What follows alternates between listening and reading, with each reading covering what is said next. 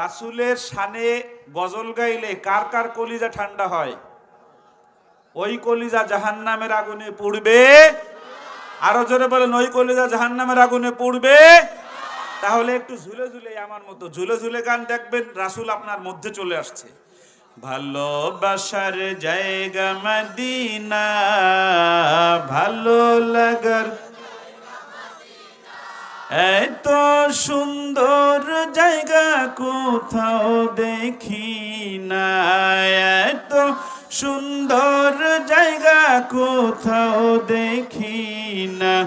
সাজিয়েছেন দয়াল রব্বানা, ভালো লাগার জায়গা মদিনা, ভালোবাসার জায়গা মদিনা, ভালো লাগার